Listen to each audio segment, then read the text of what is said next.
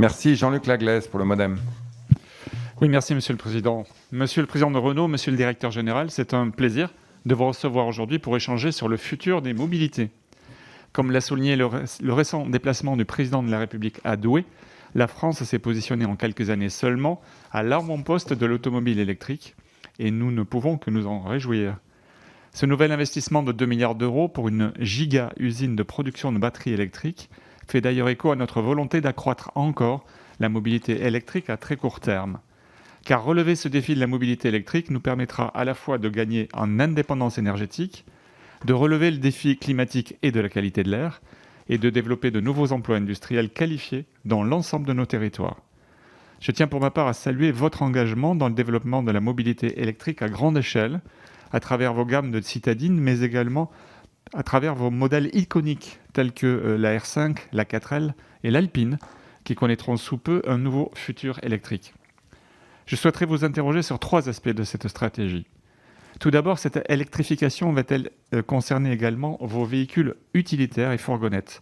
C'est un enjeu important pour nos villes, car nous savons que ces véhicules circulent énormément et sont très prisés des livreurs et des artisans, par exemple. Ensuite, vous avez lancé en début d'année Mobilize ou Mobilize, 4e marque du groupe Renault, qui se positionne uniquement sur l'autopartage et la location.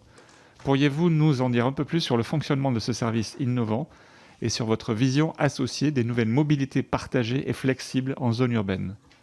Enfin, lors de la présentation de votre plan Renaulution, vous n'avez communiqué que peu d'informations sur les ambitions du groupe en matière de voitures autonomes.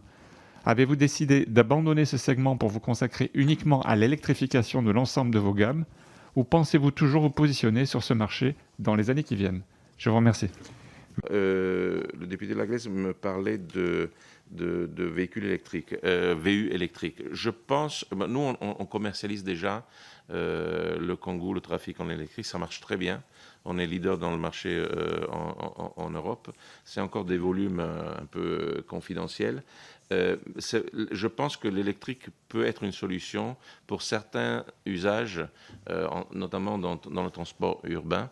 Mais la vérité, c'est que beaucoup de ces véhicules sont utilisés pour des autonomies qui sont beaucoup plus longues. C'est pour ça qu'on a décidé que notre solution serait l'hydrogène. Et il faut imaginer l'hydrogène simplement comme un complément à une batterie qui devient plus petite et qui charge la batterie. Parce que faire marcher pendant 600-700 km un Master en électrique, il te ferait une batterie de 120 kW qui est énorme, qui pèse beaucoup, qui coûte beaucoup et coupe de la place.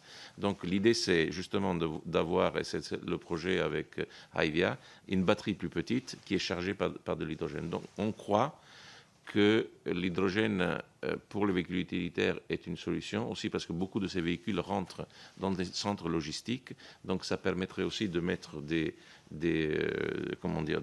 distributeurs d'hydrogène et de ne pas avoir à ajouter l'hydrogène partout dans le territoire. Donc il y a une intelligence dans cette histoire.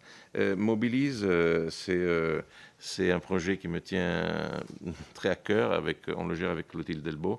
En fait, on a construit ça autour de la banque, donc de RCI, parce que ça nous permettra d'offrir des services et de financer certains assets qu'on aura besoin de mettre dans les villes. C'est un projet assez ambitieux et qui est un projet de banque de financement, donc de tous les outils, de la subscription, du leasing, etc. Mais c'est aussi un projet très unique parce qu'on a attaché à Mobilize une équipe d'ingénierie. Donc, ce qu'on va proposer, c'est des véhicules qui sont adaptés aux différents usages. Comme vous ne prenez pas un Jumbo 747 pour voler de Paris à Nice, dans la mobilité urbaine, ce n'est pas la peine d'avoir 2 tonnes de métal et de plastique pour transporter une personne. Il faut réduire la taille des véhicules. Et l'impact sur la ville. Et c'est ce que Mobilize va faire, où il faut avoir des véhicules qui sont adaptés au transport des biens, etc., qui sont différents, qui sont électriques, etc. Ça, c'est Mobilize. Je pense que dans les prochains mois, on sera plus concret sur le plan. On avait visé fin de cette année, début de l'année prochaine pour faire une présentation sur Mobilize, mais c'est un projet assez enthousiasmant où je pense que Renault pourra montrer sa modernité, si je peux dire comme ça. J'ai une question aussi sur la voiture autonome.